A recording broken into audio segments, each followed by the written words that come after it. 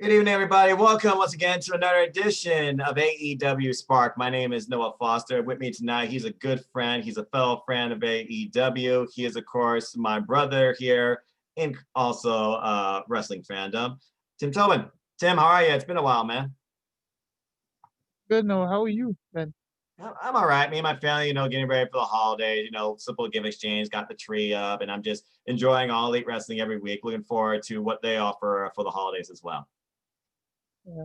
And then next week's gonna be different because of the basketball. So next week's gonna be the schedule change. Yeah, Probably. and we also know what's to come during New Year's with the 2-week special.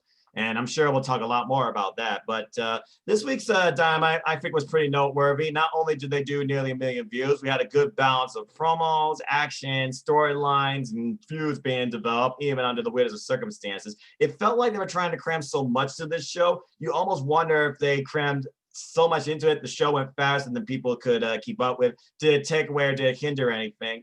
I thought it flowed pretty smooth, didn't you?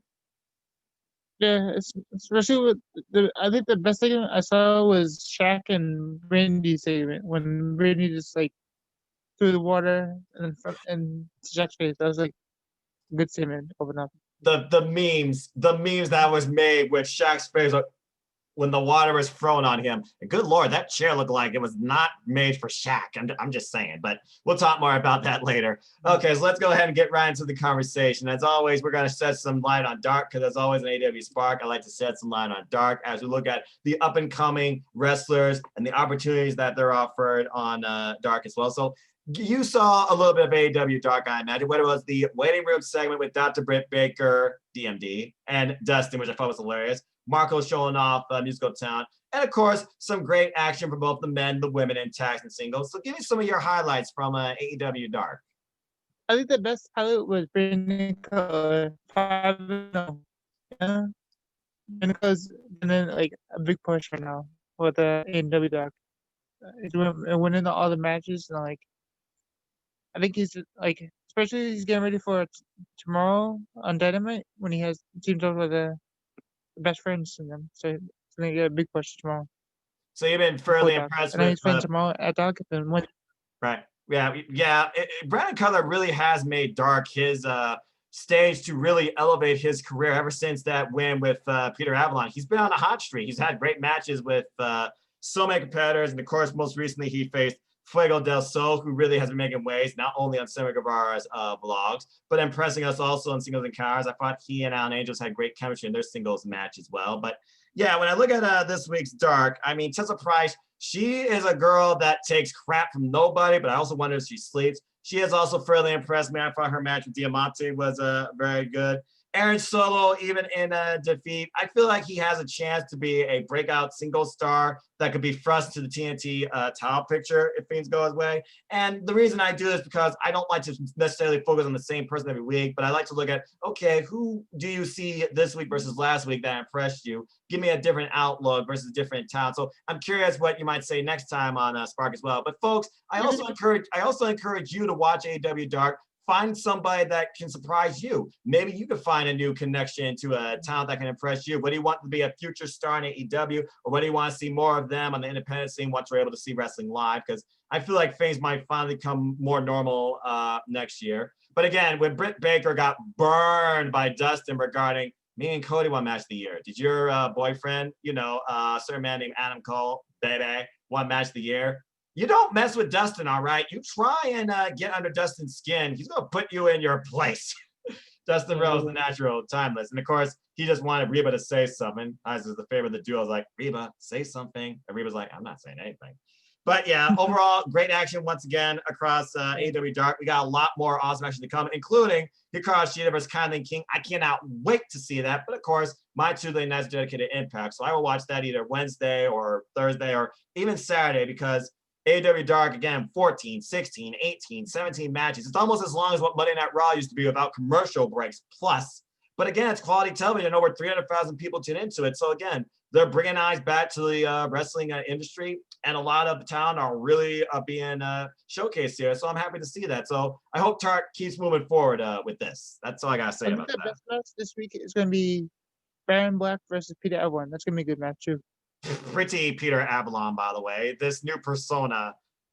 Good grief. I But don't Baron Black, know.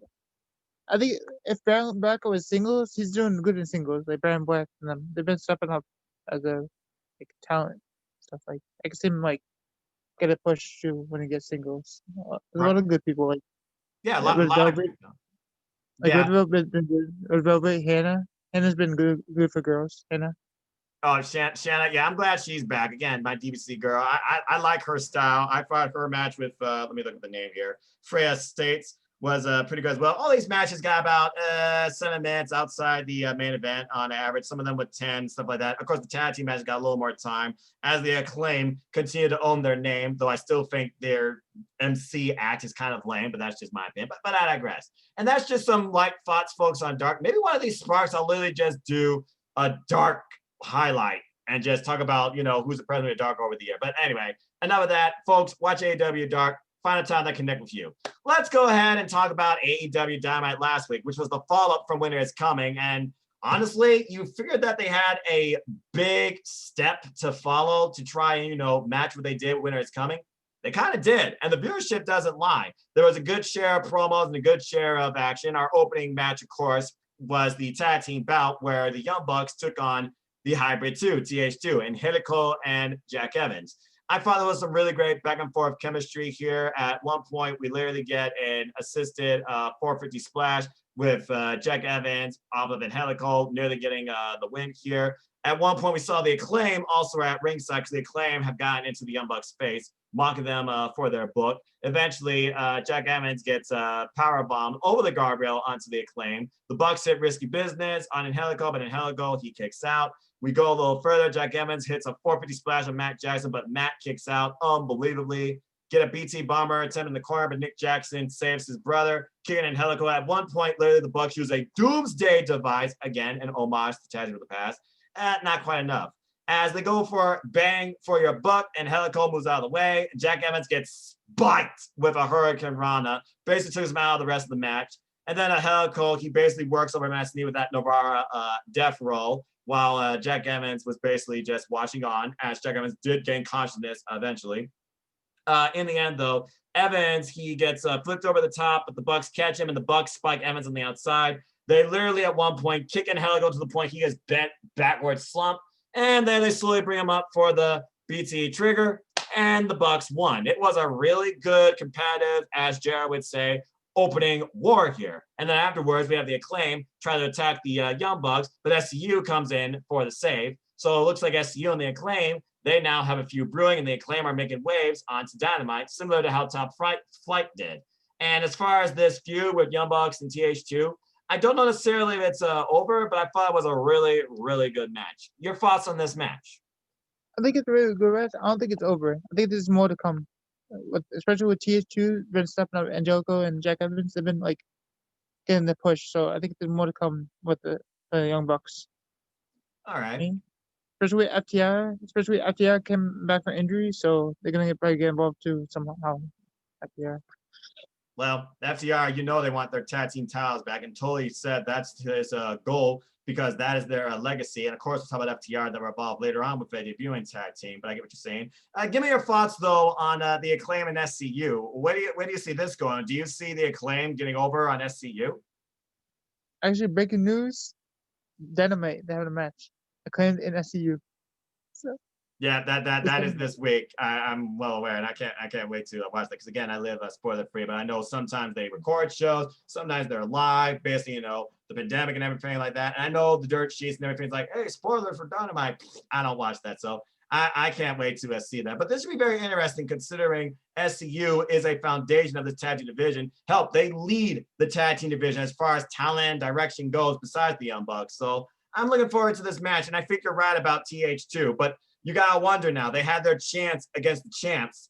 What sort of excuse or what sort of lengths will they go to try and get another opportunity against the Young Bucks to get close to those tag team titles? Does the momentum fall now, or do they try and bounce back? Like, what do you do? Do you go after Top Flight now? I don't know what they do at this point. So I feel like TH2 is in a rough spot.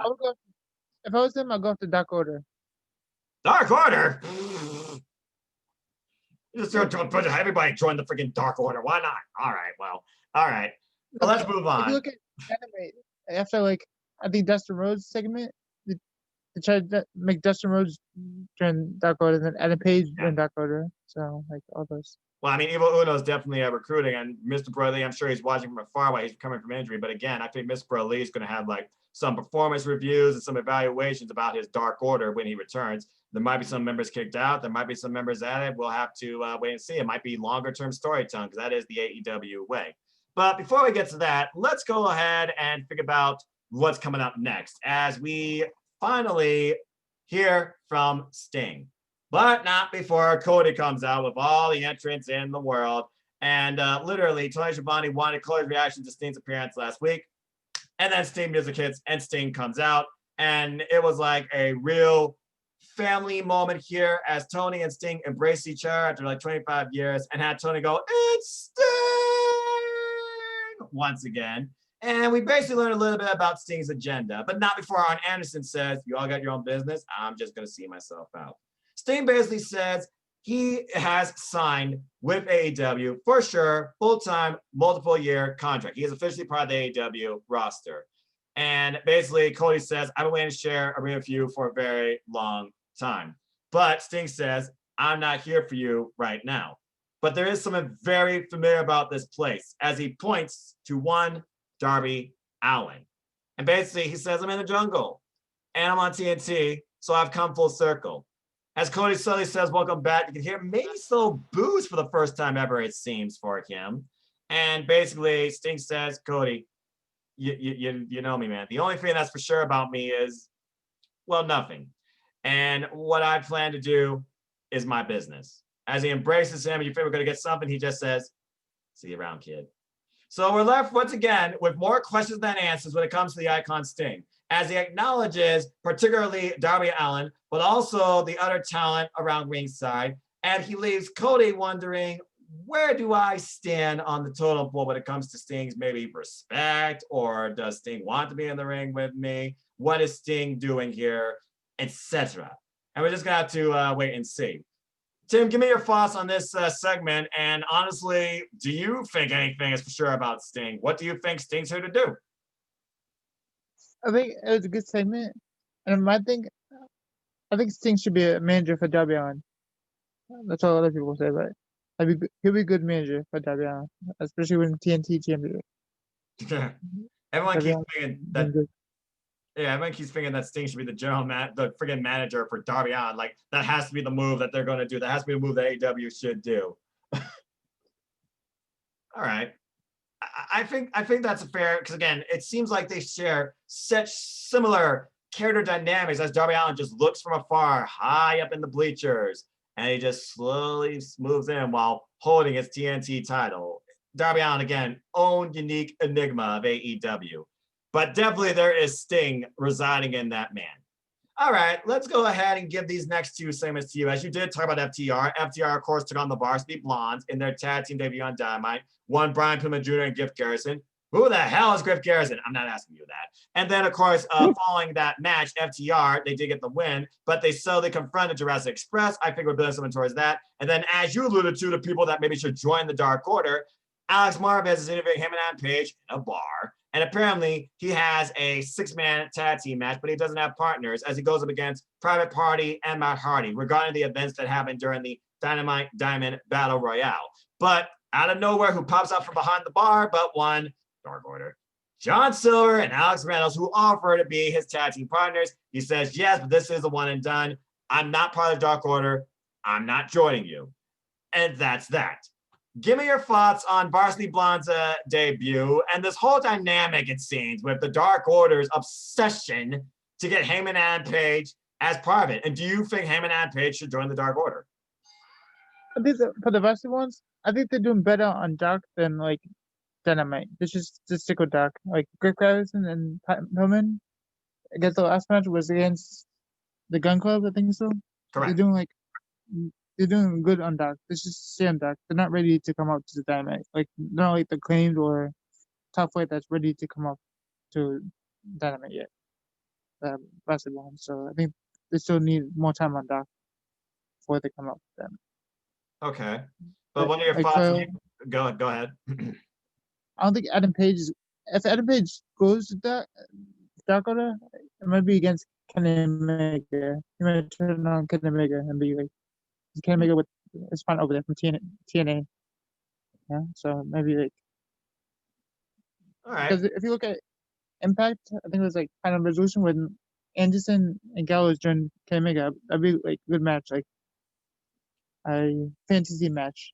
Good Brothers and Kenny Omega versus Dark Order and Adam Page. That'd be like a good fantasy match in the future. Be a different dynamic considering the Young Bucks would have their own match, I imagine, against some other team for their titles. Thus, they couldn't tag with Omega because you wouldn't have them work double duty. So I kind of like what you did there because at one point I was fantasy booking Good Brothers versus Young Bucks with Kenny Omega in the Good Brothers corner, literally turning heel against the Young Bucks. But I like your booking there. And of course, as we saw a ton more cowboy stuff on this week's BTE, while Anna Jay was literally holding Stu Grayson hostage. That was freaking hilarious. Really trying to make him and Adam Page feel at home if he was to join the Dark Order. As again, Evil Uno and John Silver and Alex Reynolds are relentlessly trying to get the cowboy part of the Dark Order. Can only imagine what his number is going to be.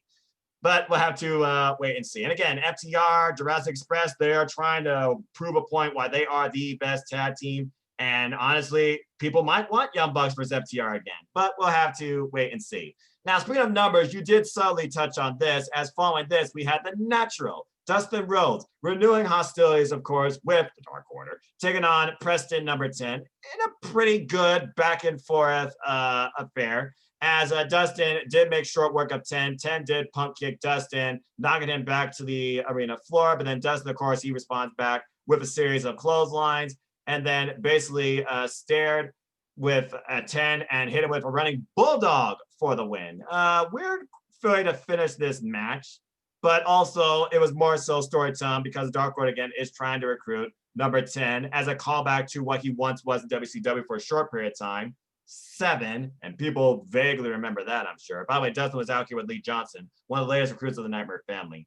So again, they're trying to recruit Heyman and Page for reasons, and now they're trying to recruit Dustin to maybe put a rift, it seems, in freaking Nightmare family. So this is really odd, but I gotta be honest with you. If I were to say that one of those two people were going to join the Dark Order, I would say Page preferred Dustin because Dustin, in my opinion, has no real reason to join the Dark Order or betray his brother, even though it seems like Britt was trying to, stir it up on the waiting room. But give me your thoughts on 10's match with Dustin. And honestly, do you really see Dustin ever joining the Dark Order? No, I can never see, like I said to Adam Page, I can never see them. I don't think Dustin could ever join the Dark Order, especially like another fantasy match would be like natural Nightmare Family versus Dark Order in the future. I can see that like Lee Johnson and then someone else join QT Marshall, Lee Johnson. There's another Gun Club, right? Wasn't Gun Club part of the natural?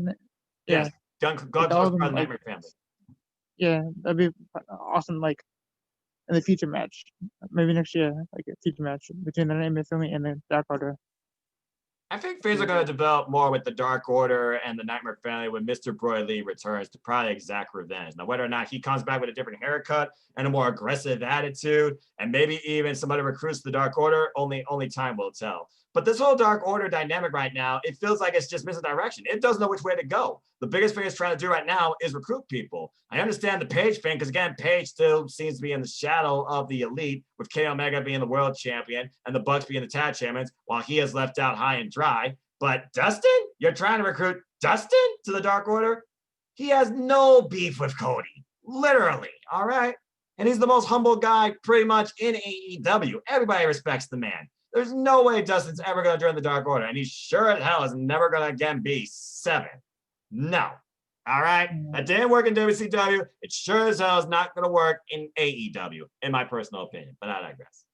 Okay, so moving on from there, we go into another interview as Tony Schiavone sits down with one Brandy Rose and Shaquille O'Neal. And basically, they talk about the subtle interaction and impact, no pun intended, that Jade Cargill has had since being a part of AEW. Getting up in Cody's face, Brandy Rhodes literally trash talking her, something fierce, and then Jade Cargill literally breaking Brandy's arm. And basically, Brandy says, I didn't deserve that. She came into my house. And Shaq basically responded with, I'm messing with Cody on Twitter. That's just banter. But what you and Jade are doing, I'll be there to see that. And again, I don't think you deserve that. And I'm sorry that happened to you. But maybe you should watch Jade if you are going to wrestle her, get some pointers. And then that apparently triggered Brandy to the point that she called Shaq an overgrown a-hole and threw Tony's drink in Shaq's face and walked off. Damn. I don't know about you, but I feel like this feud more so resides around Brandy and Jade versus Cody and Shaq. And more so, Cody and Shaq are going to be buffers, I feel like, to both Brandy and Jay not trying to kill each other. I feel we're ultimately setting up Brandy versus Jade, not Shaq versus Cody. But give me your thoughts on this sit-down interview segment, and what do you see next? Yeah, I agree with you on that stuff. Like, I can see Brandy versus Jay, but not Shaq versus Cody. But I just like the segment, which is like just ripped the water out of like Still Violence and just like threw it. Imagine like WWE when Gronk threw soda in front of Jinder Mahal. It's like the same segment almost. Like, yeah. And I was actually there like when Gronk did it. So I was like, imagine if I was there in the audience like when Brandy Rhodes did the same thing. I'll be like, yeah, good job, Brandy, or something, you know? Like, but it's like he deserved it after what he after talking bad mouth about like Brandy the whole time. Like, he deserves something like that in his face. I mean, he insulted Brandy as a wrestler, basically, saying that Jade is better than you. That's what it came down to. Brandy felt insulted, so Brandy reacted. And I'm sure we're going to see follow-up to this very soon whenever Brandy's arm heals. Anyway, this was interesting and fun. And apparently, this segment alone drew over 1 million views because, again, it's freaking Shaquille O'Neal. TNT, basketball, Shaquille O'Neal, enough said. All right. Moving on from there, we go into the Inner Circle ultimatum where Jericho said, you all need to get your it together or we break up forever. As basically MJF, of course, is the first one to speak. He says, I truly joined this because I believe that this is a brotherhood. I appreciate every one of you. And then as he was about to give Sammy his thoughts, Sammy told him to shut the hell up and literally accused him of betraying him. You have been nothing but a problem for the Inner Circle. I don't trust you. I don't believe you belong here. And before these two could get further in each other's faces, Ortiz, of all people, tries to play peacemaker and says that MJF is slowly growing on as a fungus to him. It's weird, but hey, you're growing on me. And then literally he asked Sammy to be the better man, shake the man's hand. Literally. Because you're better than him and you know it. I can only imagine what was going over MJF's head when he said that. But then the ultimate statement I got out of this here was Sammy's last own ultimatum. I'll shake the man's hand, but if one more thing, and I mean one more thing, goes off, I'm telling you, MJF, and then he points to the guy that have been, let's just say, they've been meme partners since episode 1. And I'm telling you, Jericho, I am serious. I am quitting the Inner Circle. Jericho just subtly takes the glasses off, just doesn't react, says, okay, then I would think at this point we're all on the same page, correct? So yeah, it seems like Sammy and MJF, they're on the same page, so is Ortiz, but then we get a subtle comedical exchange as Wardlow and Hager just constantly stare at each other. And I'm just waiting for this to blow up because I think this is the match waiting to happen. And he's like, why does this guy keep staring at me? And then Wardlow literally says, what? You've been staring at me since I started in this company. Because again, Wardlow and Hager, they are barely vocal. I thought this was hilarious. And then they just slowly decide, okay, fine, we'll stop staring at each other. So what they do, they just turn and look straight ahead, not even acknowledging each other. And at this point, Jericho has them all bring it in with the traditional salute, Inner Circle for life, baby. Okay, so I don't know about you, but I think since we even heard Sammy's respectful announcement to his competitor and his aspirations on Dark, I think Sammy's on his way to becoming a babyface, and I see Sammy leaving the Inner Circle within the next couple months, if not sooner. I think we're literally going to see it devolve to Sammy versus MJF, and then also, as an epilogue to that, I think we're going to see Wardlow and Hager break it off with each other, too, in a very physical exhibition type match here. And Jericho's just going to wonder what the hell is going on here. Santana's not here because he's dealing with family issues, and again, prayers condolences to who he lost. Give me your thoughts on this entire Inner Circle ultimatum, and do you see Sammy basically going babyface? And who is it going after first, MJF, or will he go babyface because Jericho will be the one that will say you're out? what do you see as the future of the Inner Circle? I think, I think, I agree with that. That Sammy is the first one out. I think it's definitely gonna turn on them. Probably at New Year's, maybe at the New Year's show or the year at the beginning of the year. It's definitely turn on and go after MJF. I feel like what MJF did, trash talking and everything, because MJF doesn't know when to shut up the whole time. Like he just keeps going on and on. Like he reminds up like Jericho, another Jericho, like when he was on commentary, like doesn't know how to shut up the whole time. Or like Taz when he's on commentary, or like his Dax, like he's going and going, like you know. I think Yeah. Sammy Guevara is gonna definitely turn heel on leave Dark. He's gonna be the first one to leave the elite. I think so. All right. Well, we'll And have maybe to team wait up with another. and see on that. Maybe, And and maybe team up with another tag team in the future, like another different tag team. yeah, I mean, Maybe he's have a got three-way. high expectations, I feel like, for himself, but also he's got very much flexibility, I feel like, with his character too. We've already seen what he can do in the ring. He's been a heel since day one. I think he definitely can pull off the face. And as far as Jericho goes, he's gotten better on commentary. He's not as over, excessive, it seems, anymore, especially with the last time he was on commentary. I've seen him improve over time. But yes, Taz and Ricky Starks, they own commentary on Dark. They overshadow Excalibur. They blast the guy. They have humor. It does get a little ridiculous when both Starks and Taz are on commentary for Dark. Taz and Excalibur is definitely more bearable to deal with because at least they more so focus on the wrestling. Even Taz slightly acknowledges people that aren't even part of Team Taz based on their wrestling style. So I agree with you on those points as well. But again, we'll have to wait and see. As MJF subtly put over that later on tonight, he was going to defend his ring successfully against Orange Cassidy. As Jericho says, you're ruining the moment here, man. You need to calm down. Yeah, MJF does not know when to shut the hell up. And again, his mouth is going to overload his ass one of these days, and it's going to be his downfall. But we'll talk more about that later. Let's go ahead and look at the next match here as we go away from, storytelling to, well, a match of physicality. As we have the Murder Hawk Monster, Lance Archer with Jade Snake Roberts, and partners, the Lucha Brothers, Rey Fenix, El Penta El Cielo Miedo, the Lucha Brothers. They took on Eddie Kingston and his family, the Butcher and the Blade with the Bunny, Yay Alley, my favorite trio in AEW. Give me your thoughts on this match. This was wild. Yeah, it was wild, especially the Butcher. Like Butcher's been stepping up a lot. The way he did basically destroyed the match. But the only reason, like, Lynch just pissed me off. Like, I was watching the show. Was it the live show that Brandy does? Like, have a drink with Brandy or something? Shot of Brandy. Yeah, a shot of Brandy. Yeah, shot of Brandy. Like, I think Fuego was there, and like, Lynch had to just like move Fuego out of the ring. It's like, really? It has no respect for nobody. Like, it has no respect to anybody. He's a jerk, complete jerk to like anybody. I haven't watched that episode. The last episode I watched was with Chris Statlander, who again did not tell us her secrets, but that was pretty freaking funny. I was like, I think it was the last episode. Fuego the Soul was there, but then went after, like pushed, like threw the Soul out of the way, like brought his whiskey in with him. It's like kept drinking whiskey like, the whole time. Well, I mean, that's what they do on a shot of Brandy. They drink. Even Chris Statlander talks about, well, I don't really drink, but more so I'll give you this like orange juice beverage that has little to no alcohol in it. I mean, Chris Statlander didn't really drink on her episode, so there you go. But yeah, let's go ahead and talk about this because Butcher, I cannot tell you how impressed I always am with the friggin' Butcher. That guy, good grief. This match didn't even get us started normal, okay? Friggin' Butcher had enough and suplexed Penta El Cielo Miedo through a ringside table. But that actually was to write him off because apparently Penta El Cielo Miedo is suffering from an injury. So for now, he's been written off TV.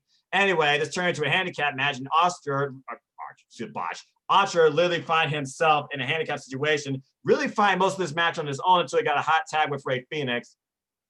But, of course, the Butcher, he played brick wall here and literally had a cross body flattening the man. And Kingston, of course, he came in, he picked up the pieces. Then Blade came into play. They were basically isolating Rey Fenix, keeping the more dangerous threat out of the ring. Even Allie, she got her moments in, getting some attacks of her own behind the rest back, took a cheap shot to Rey Fenix from the ring apron. Rey Fenix, though, he did find his way to his corner after a ridiculous cutter on Kingston. But again, Rey Fenix, the things that Rey Fenix can do. when he pulled off that friggin' double move off the top rope, the Rana DDT special, that was unbelievable. Archer tags in like a ball of fire. He takes out both the Butcher and the Blade. At one point, the Blade and Archer, they are literally mixing it up. And literally, the Blade tries to mess with Jake Roberts, but Jake Roberts grabs the Blade's ankle, and then Rey Fenix gets a hot tag, get a springboard onto the Blade, roundhouse kick on the Butcher, toe break on Hero through the ropes, Eddie Kingston. Everyone's taken out at this point. It looks like the match is going to go in Rey Fenix and Archer's favor. But basically, they were outnumbered here. It just couldn't happen as Eddie Kingston basically was taken out. But still in the ring, Butcher and Blade got the 2-on-1 offensive on Rey Fenix, hit the powerbomb neckbreaker combo, their full death move basically. And the Blade picks up the win for the family, hitting Rey Fenix. But we weren't done there. As you look like they were going to go for further damage, Lance Archer comes in, runs roughshot, clears the ring of everybody, and sends a sort of warning to Butcher, Blade, Archer, and the Bunny as they get away to safety. So this thing is far from over, and clearly the end game here is going to be Lance Archer versus Eddie Kingston, even though Pac versus Eddie Kingston was the other match waiting to happen too. And you wonder where Pac was in all this as well. Like, where was Pac? Why didn't he get involved in this? Why wasn't he out there to help his family? Is Eddie Kingston going to use that against him maybe in a promo?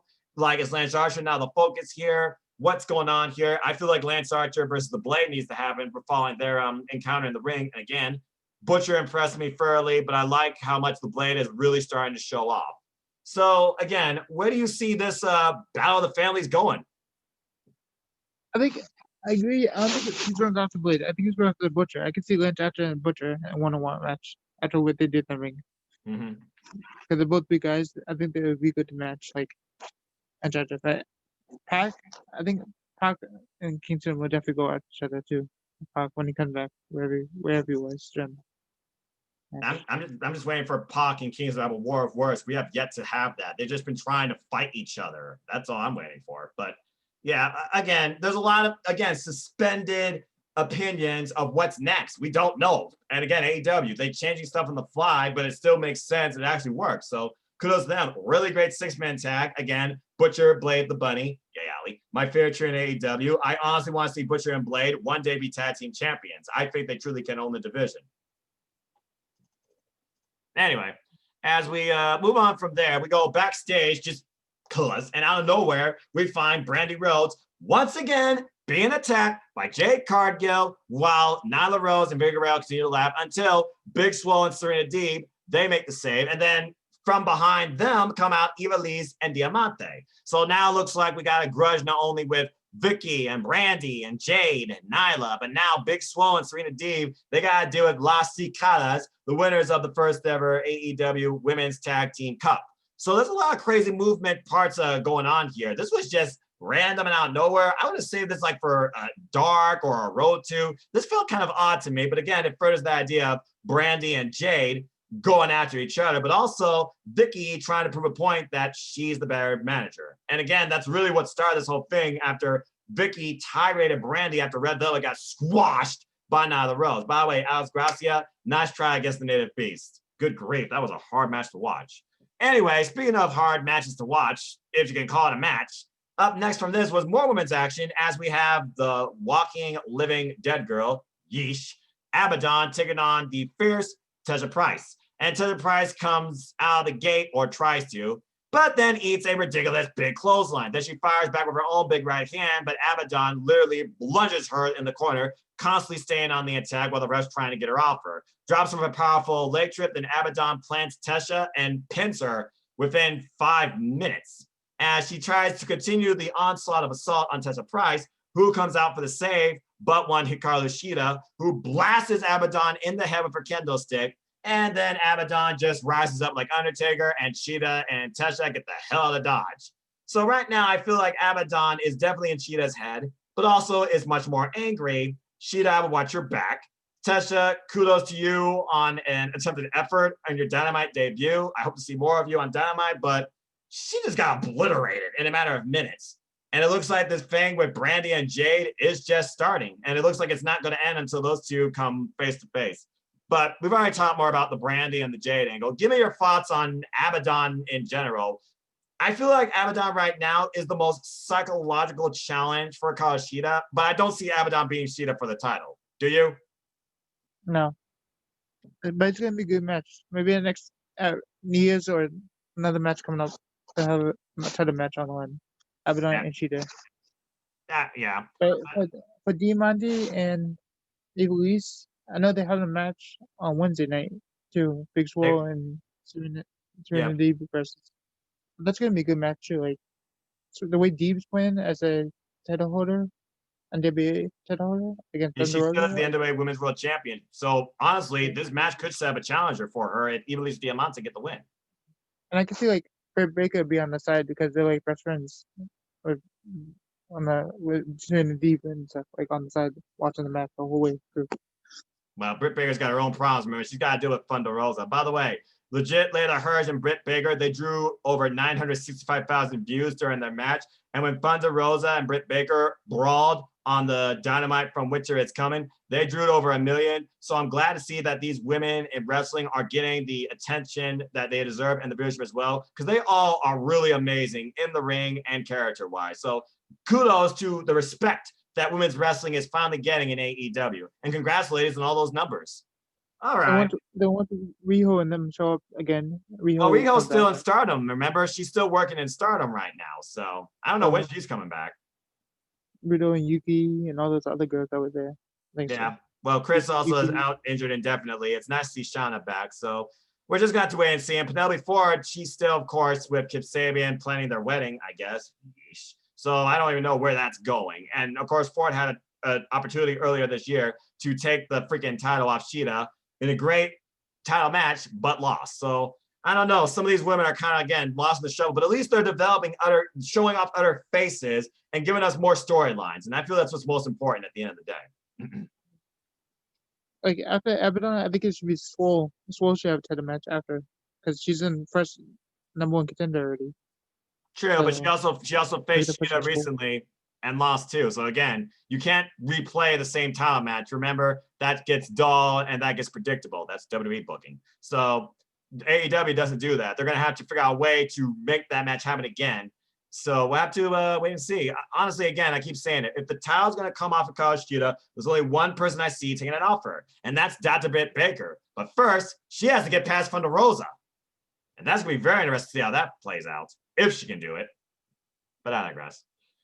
All right. Moving on from there, why don't you go ahead and give me your thoughts on this segment? As Kenny Omega and Don Callis, and of course you saw Impact, you saw their promo. Kenny Omega is now becoming the collector. He wants to collect championships as he values them as precious as comic books. While Don Callis and Kenny Omega are having this father-son type relationship, when Don Callis compares how basically Golden Sheik was for him, I want to be that for Kenny Omega. As me and him, some people create moments and leave memories, but Kenny Omega, he writes and makes history and talks about how this Planet 20 is making. And then they basically run this promo on Dynamite. And they basically says, they can't handle it, Kenny. Some people make matches and some people make money. We make history. As Don Callis and Kenny Omega, they come in 80s style. I like that, by the way, through a helicopter. And Kenny Omega looks like something literally out of the 80s, like from Magnum PI.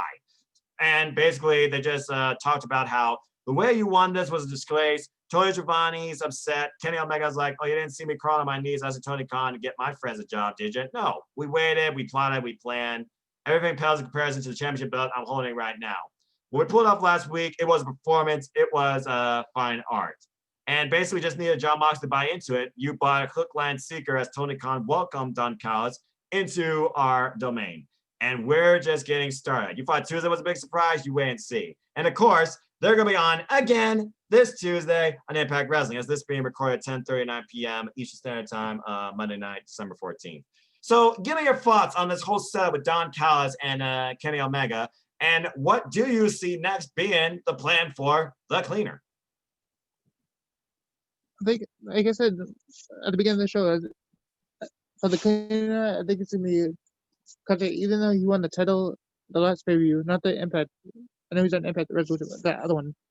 It's a AAA when he won the title. Yes, he defended successfully the AAA Mega Championship against Laredo Kid at Triple Mania this past Saturday as well. Even though he was also on the bus in the parking lot reuniting with his good brothers, we previously discussed during Fire Resolution. That was also on at the same time. So clearly these shows are pre-recorded. But yes, he currently holds 2 titles. So that's why they call it Kota, because he has all the titles basically right now. The AAA title and thing. But also, like, I can see in the future, like, the fantasy match that came up with the Good Brothers and Ken and Mega. And Callis as the manager for all three of them. That'd be, like, phenomenal. Like, bringing back the Bullet Club. Just bring back the old school Bullet Club. Put all three of them together. Yeah. I mean, they're OGs. They go back as far as God. So I definitely can see that. Like I said, as soon as Kenny Omega showed up on Impact Wrestling turf, I just knew that the Good Brothers and them were going to have some sort of reunion. It was bound to happen. Now, despite the fact Luke Gallows is still out injured, you know Luke Gallows come back, that's going to happen. And again, we might get Good Brothers and Kenny Omega challenging Impact Wrestling. Rich Swann and two people of his choosing. Rich Swann already feels disrespected with the fact he wasn't on a list and couldn't go out the same door towards the same way Kenny Omega was on that bus. And I feel like there's an ultimate confrontation coming eventually with Rich Swann and Kenny Omega. I don't think it's going to happen this week, but I think there's going to be more teasing of it. Because right now, all Kenny Omega and Don Callis are doing is teasing us. But hey, the fact they showed up on Impact Wrestling turf and Josh Matthews got blasted, by the way, go back to Connecticut, kid. Or Stanford kid. That was harsh, Don Callis. That was hilarious, though. And AEW did a paid advertisement during Impact Wrestling. And apparently this was one of Impact Wrestling's highest draws to date across all the media platforms. They're moving the needle. Kenny Omega is definitely doing something here. We're just going to have to wait and see what it comes down to. But I love it. And to see Kenny Omega actually wrestle on Impact Wrestling, or more so an Impact Wrestling superstar wrestle in AEW, that right there is breaking barriers. And I think that's what's going to come, but we'll have to wait and see. I think he's either going after Rich One or Moose. Probably go after Moose too. I think so. I think it'd be weird though. I think it'd be weird though if Moose and Kenny Omega had a confrontation, because Moose has not even called out Kenny Omega regarding the fact that he's there or anything. Moose's primary focus right now is just Rich Swann. So I feel that being the bigger focus right now. If anybody right now is going to be distracted, it's going to be Rich Swann, because I feel like the bigger money draw, the bigger match people want to see happen. I think people want to see Rich Swann and Kenny Omega go face to face more than Moose and Kenny Omega. And I'm not saying that just because it'll be a heel on heel dynamic if it's Moose and Kenny Omega, but I feel like Rich Swann right now, he really values what he is, and that is the Impact World Champion. So just a thought. We'll have to wait and see. Okay, so moving on from there, we go into our main event, as we had MJF with Wardlow and the entire inner circle with him at ringside as he defended that $50,000 diamond ring, the Dynamite diamond ring, against one freshly squeezed Orange Cassidy with Chuck Taylor and Trent in his corner, the best friends. This match broke down in a hurry in more ways than one. Tim, give me your thoughts on this match. Yeah, it was a hurry. It's like a rush match. But I think it's going to look for the future, like on Wednesday night when Best Friends and Orange Cassidy team up with Brandon Cutler and other people to team up against the Inner Circle. So it's like a preview. So. Yeah, of a match we didn't think that was going to happen. I mean, literally, this match, it almost felt like to me it was becoming a fracking lumberjack match. And basically it did. As the Best Friends, they brought out some friends of their own, as you subtly put. And as Orange Cassidy and MJF were having a really good match in the ring. Again, when MJF actually wrestles, he is really damn good. And the way they use Orange Cassidy is freaking unbelievable. Cassidy, of course, at one point, literally, he gets his hand put in his pockets by MJF, who then power bombs him on the freaking apron. Then Orange, of course, trips MJF up, and MJF falls up, pancaking Orange Cassidy for a near fall. And basically, Shivai's putting over MJF as a devious, evil face. That's all you need to know. Nobody can trust him. Next thing you know, as the Inner Circle isolates Orange Cassidy in their spot, but they don't get physically involved as risk disqualification. Basically, Orange Cassidy eventually gets mugged, and yeah, the Best Friends come out with Varsity Blondes, Brandon Cutler, and Top Flight to even the odds as they cheer Orange from the right-hand side of the ring. Again, that whole heel side, face side dynamic. I love it. Anyway, the match continues. Orange Cassidy finally connects with a ridiculous DDT, then a diving DDT on near fall on MJF, not enough. Then Cassidy goes for his orange pusherman punch. MJF gets out of the way, counters with a shoulder breaker, Tiger Driver, not enough. Not as good as a Tiger Driver as Kenny Omega delivers, just my opinion. As MJF looks for that Heat Seeker DDT in the ropes, Orange Cassidy counters that, dumps him over the top. Then Orange Cassidy goes for a springboard senton over the top, takes out everybody, MJF and Inner Circle included. but Cassidy returns to the ring and then finally gets caught with MJF's heat seeker. That move is effective too, damn. But Orange Cassidy does kick out before the count of 3. Very close near falls in this match. As MJF brought in Jericho's back, we got some Eddie Guerrero vibes. I thought this was brilliant. As again, Orange Cassidy, come on, you can't hold a weapon if your hands are in your pockets. And literally, you thought that MJF was going to get caught here, not quite. But he did get caught with a ridiculous Superman punch, followed by a beach break, but MJF kicked out. Then MJF applied, of course, his Fujiwara armbar, the Salt of the Earth, but Cassidy was able to roll out of it. After a nice near fall pin attempt, Cassidy nails MJF with another Superman punch, but MJF kicks out. And then Wardlow places MJF's foot on the rope after the second one to make sure he doesn't lose the ring. Again, Wardlow coming in for the save when you least expect it. But as chaos ensued and everybody at ringside brawled with each other and the refs wondered what the hell's going on, we need to get control, who comes out from behind while the ref's back is turned and wipes out Orange Cassidy faster than Sonic can rope through a loop. Freaking Miro turns him inside out, upside down, goes back on the entranceway. What the hell was he wearing, by the way? And literally MJF, he just picks up the pieces, drapes his arm into the cover, and MJF retains the Dynamite Diamond Ring. While chaos ensued, brawling melee aside, and then Miro, like Incredible Hulk, is freaking unleashed as security tries to come out and separate Miro and Orange Cassidy. Again, Miro holds Orange Cassidy against him for turning off the Xbox, I imagine. Or maybe that was Kip Sabian's doing, who knows? And literally, we have chaos ensued, security guards are thrown about, one security guard is literally thrown off the damn stage, and it's like, that man's got a family! And MJF is just, gloating while everyone else is just brawling. I beat him clean smack down in the middle of the ring. Sure you did. But he still holds that damn ring. So yeah, like you said, I think we're definitely getting Miro versus Orange Cassidy, as Miro looked irate, but this is probably the best I've seen Miro on Dynamite in a while, character disposition-wise. And it looks like this thing with the inner circle and the best friends is just picking up. What a wild end to this show. By the way, give me your thoughts on the ending to Dynamite. Good Lord.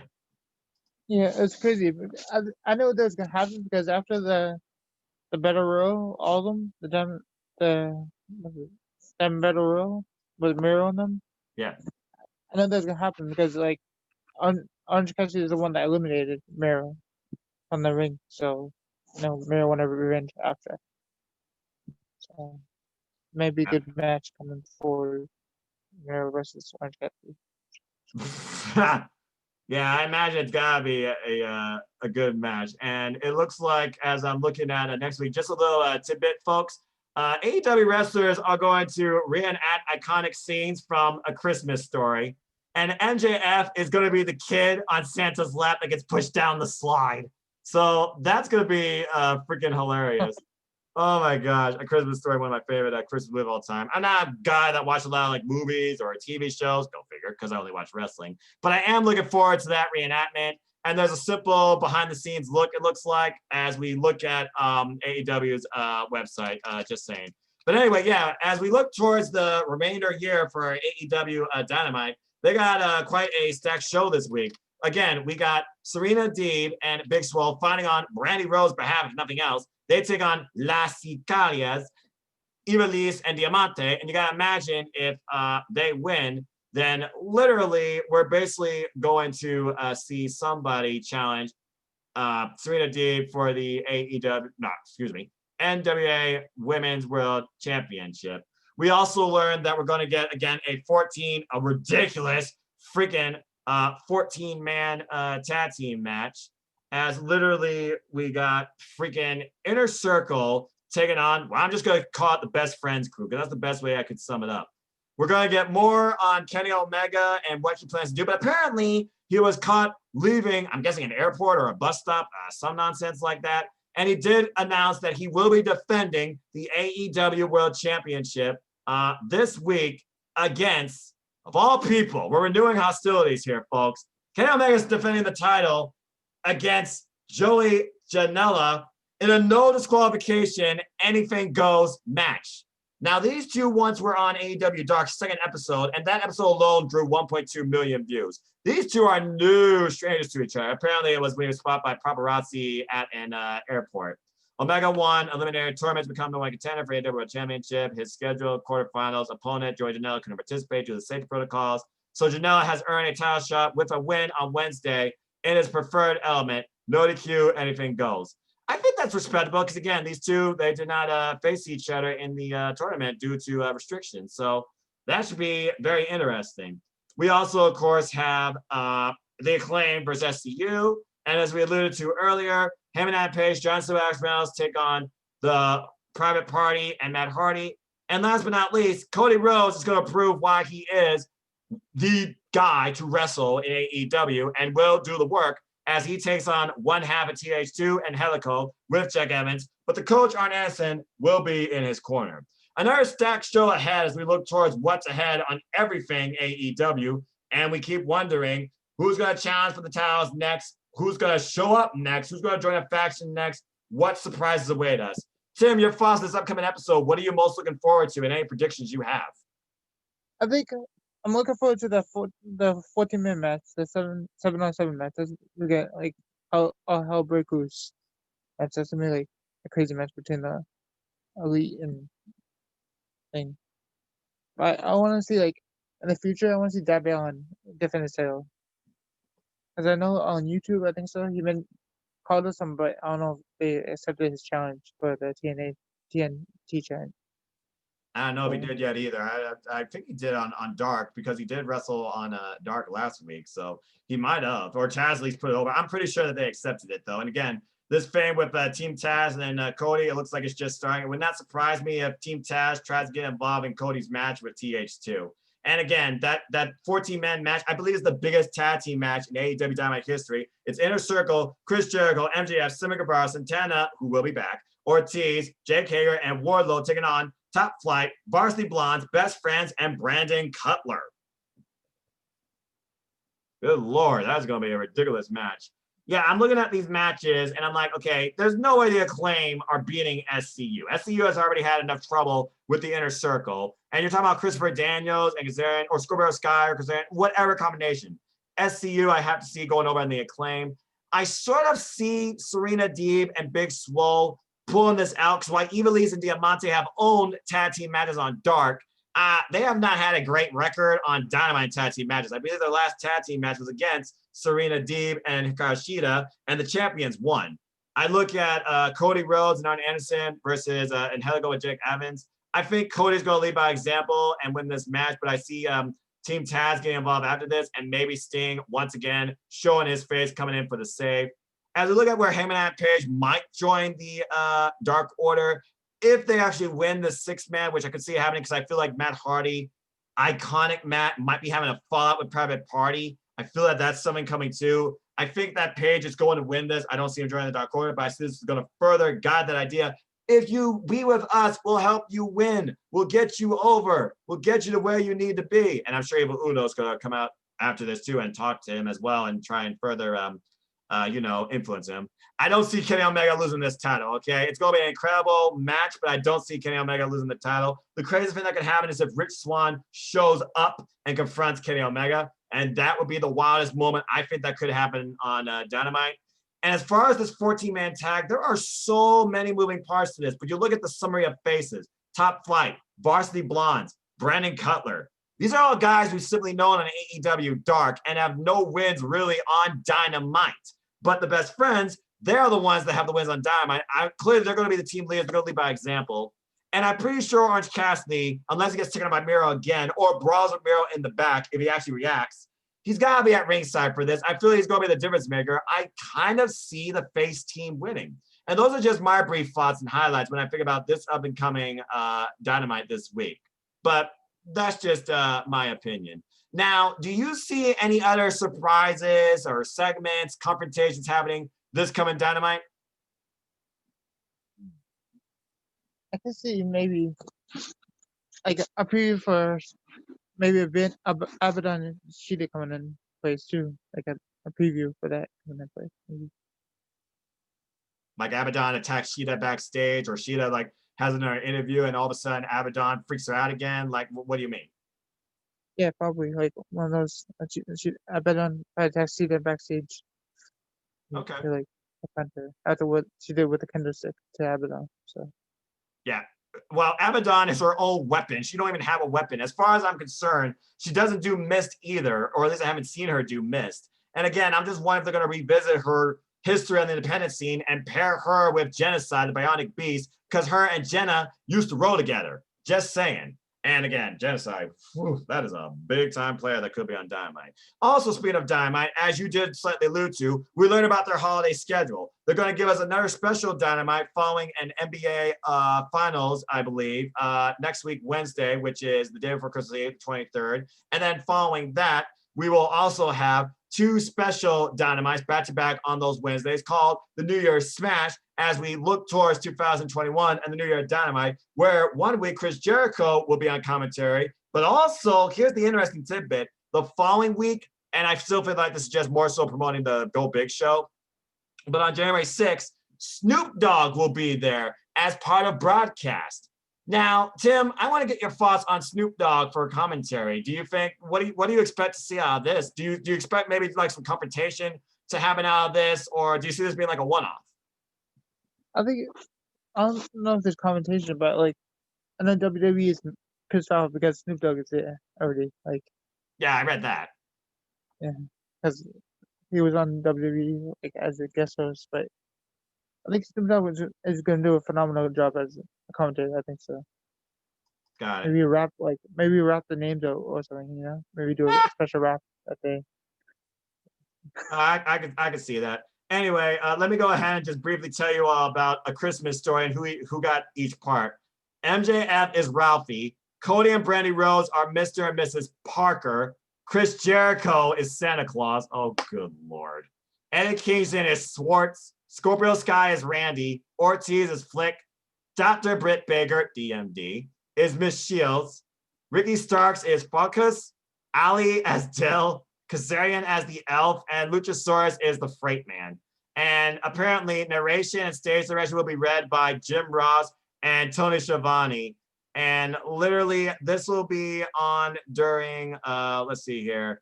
The scenes will air as interstitials, apologies if I screwed that word, during TNT and TBS's 24-hour A Christmas Story Marathon, as well as online at TNT.tv and TNT's YouTube page. So I voted on some of these. I'm glad Ali got the part still because that's what I picked. So this is sure to be hilarious. So talk about issuing in the holiday season in a fun way. I'm just going to ask you this, Tim. We all know A Christmas Story. If you were to put yourself in that movie, who would you play as? I think maybe the Elf. Because I don't see me else as Dukas or whatever, the one that got his tongue stick to the pole. Yeah. Oh, God. Okay. That's funny. Yeah. I can't see myself like sticking my tongue to the pole like that kid that he did. I think I'd just probably be freaking Santa because that sounds like the simplest role because all I gotta do is just boot a kid down a slide. So I'm just gonna go with Santa Claus. Ho ho ho. I mean, heck, I already got the beard, but I'm not dyeing it white, and I'm not Mick Foley, but I digress. All right. With that being said, you've been next to Circle. I'm not going there. All right. With that being said, we got another stack dark for tomorrow. I cannot wait for Kylan King versus Hikaru Shida. That's definitely my most look forward to match. And honestly, following up what you said about Abaddon, I can see Abaddon coming into play tomorrow night and figuring out Shida. There's going to be some interesting follow-up, I think, to Abaddon and Shida and Tessa Price regarding last week's Dynamite. I definitely agree with you there. I hope to see more of a legit Lana Hers. I don't know what they're going to do with Elena Black and Lindsay Snow. I feel like Lindsay Snow could actually be that extreme fit for Team Taz. So let me ask you this real quick. If there was a female person or talent, to join Team Taz, who do you see joining? I like Taylor Hirsch. I think so. You really think Hirsch, huh? Well, she's definitely got the attitude. Small little powerhouse. Love her style. That's suplex on Reba. I want Reba versus Hirsch. That's one of my matches I want. That just sounds so damn good to me. But because I feel like Red Velvet is going to join the Nightmare Family. Probably join the Nightmare Family. That'll be. Yeah, probably going to be in there longer than Ali, who betrayed them. personally, I hope Ali gets a singles push. But again, that's just me being a fan of. But I think the match I'm looking forward to tomorrow is the Jungle Express versus Fuego del Sol and his partner. I want to see more Panda Express. That was freaking funny. And also, Anna Jay up the Dark Order. She will also be in action too. As we wonder, since Anna Jay lost to Hikaru Shida in the title, where does she go from here? Do we see some development or deterioration with her friendship with Tai Conti? I want to see more of that as well. And also, both Tai Conti and Anna Jay are in action tomorrow on Dark. So I wonder if we're going to get more towards that as well. And Tai Conti, will she ever join the Dark Order? I don't think she will, personally. I don't think so. But there's a lot of debuts tomorrow, so yeah, there's a lot of fresh faces. So I'm really looking forward to who impresses and who leaves an impression and who people will look back on and be like, I want to see more of this person involved in the ring, not just in AEW, but in the ring. Because again, Dark is about opportunity. It does not guarantee AEW signing. But if I can see more of my favorites on Dark, then I'm happy with that. So give me more Kylan King, because that's definitely one of my top favorites. And that's really all I gotta say about that. But all right, Ryzen. For example, Ryzen's been stepping up a lot. Ryzen, yeah. Ryzen, Sean Boley definitely on Ryzen train. Please follow Sean Boley's YouTube channel, folks. We want wrestling talk, by the way. Yeah, Ryzen's definitely been a pinnacle part. And of course, we had Chaos Project from Out Dark as well with Serpentico and Lufer. And Alex Gracia, I love her personality. I want to see what she's more capable of. I've heard her and Leva Bates have a really fun match. I'm looking forward to Leva Bates, the one true librarian I might add of AEW, considering her winning ways as she takes on Skylar Moore tomorrow night too. AEW, a lot to offer this week and a lot of things to figure about forward too. And again, their own rendition of A Christmas Story is sure to be freaking hilarious. You playing as the elf. That just made me laugh, but I digress. Anyway, I think that's about everything that we could say regarding AEW. Again, tomorrow night we got Dark. Kenny Omega is going to give us more of what he plans to bring, maybe, to the wrestling business and what he maybe wants to collect next. Tomorrow night, when he's once again involved during Impact Wrestling, will we get another paid advertisement from Tony Schiavone and Tony Khan? Only time will tell. Wednesday, we got a stacked Dynamite tag team focus AEW World Championship match. No disqualification, anything goes. That's sure to be wild. We got a special Dynamite next week after an NBA game and 2 special Dynamites as we bring in the new year. And AEW brings you their version of A Christmas Story. So again, a lot of things to look forward to regarding AEW. And I can't wait. And honestly, I don't got nothing else to say. So with that being said, Tim, any closing thoughts, questions, or just ideas or anything on your mind regarding AEW? No, just keep watching, support Doc and Dynamite. Everybody should watch it because there's a lot of good talent that's gonna be a push. Like, for example, Baron Black and all those other people that's getting ready to get pushed. DSK, John Cruz, the list goes on and on. So just keep supporting the talent. Yeah, because those new people always coming in and out. So. At the end of the day, that's what it's all about: supporting wrestling, supporting independent wrestling. That's the hard for us as fans. I appreciate that, Tim. Thank you again so much for being a part of Spark. Is there anything you want to plug, promote? Where can people find you and connect with you and talk to you about wrestling, or just a nice hello to your day? So they can find me on I'm always participating with Sean Boley in his tournament. So when we were wrestling, also on Pro Wrestling Junkies. So with Jacob and Spencer and all those people. So we always have virtual meet and greets. Today they had JTG. So Content was there. JTG we always have some question and answers, Q&As, different subjects. We had Brody Lee, we had different AW stuff were there. So on PWJ on the Facebook page. So all right. Oh, wrestling and it was giveaways and charity raffles. They had Rock. They just gave away a Rock poster. Nice. They had Kenny Omega poster gave away. I love my Kenny Omega autographs. I look at it up above me. For IWGP Heavyweight Champion. I gotta finish watching that Wrestle Kingdom too. That's literally what I was watching a moment ago. With that being said, thank you again, Tim. It was an absolute pleasure talking all things All Elite Wrestling with you. Definitely looking forward to the next time we can do it again too. Stay true, stay you, man. Appreciate you. People, you want to know more about me? Know this: I'm just a simple man and a lifelong fan of wrestling. So follow me, Instagram, Twitter, and Foster1916. YouTube channel, youtube.com/C/LilFoster210 for all things wrestling. Shout out to NJPW family on Twitter. As always, you want to know more about us in the description down below. Support my boys as we do our own passion product called the Sauce Wrestling Podcast every week. Support my friend Cindy J and her podcast in the Stratosphere Bulletcast. Support NoDQ. Support the Greg Cherry Brand, Jeff Meacham Network. And again, folks, as I said earlier, support Paradise Fest, the Harvest as fans, folks. And as always, I'd like to close. Oh, and as he said, we want wrestling and talk with Sean Bully. Support wrestling house, big and small. Let's keep growing. It's incredible, diverse, unique, elite, authentic, unscripted, unrestricted. And I am extremely tired. That's why I'm a little off tonight, folks. Wrestling community together. Simple as that, but not for almost 18 hours. With that being said, thank you so much for tuning in. Please like, share, subscribe, comment, tell a friend. Hit the bell notice video goes out on this channel. Hit the subscribe button, help me keep growing this channel. Shout out to all 170 viewers with me this fun. YouTube creator's journey is not about anytime soon. There will be another Aewspark next week. And also my good friend Mike Griff reviews. Please take care, sir. Take it easy. He's just been going through a lot right now. We will have rest of the week for 2 weeks. Back next week, and I hope to bring other segments on here too, like other art analysis. We'll see. Again, if you are a fan of AEW and want to just have a simple, open, fun, positive conversation about all things all elite wrestling in and out of the ring and more, look me up on Twitter, direct message me and Foster1916. Would love to have you. Would love to get your Foster personality too. If you're camera shy, it's okay. You can just use a mic. I just want to hear your voice because your opinions matter too. As always, enjoy life and just enjoy wrestling.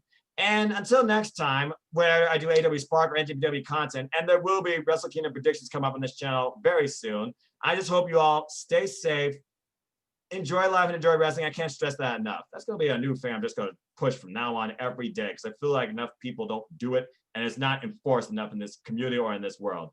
I hope you all just stay safe. We'll get through this pandemic together. There's a vaccine, so take it as you will. I see brighter things on the other side of 2020. Have a positive outlook. Take care of yourself mentally, spiritually, and physically. Have a wonderful night. And thank you so much for tuning in to Aewspark. Take care, folks.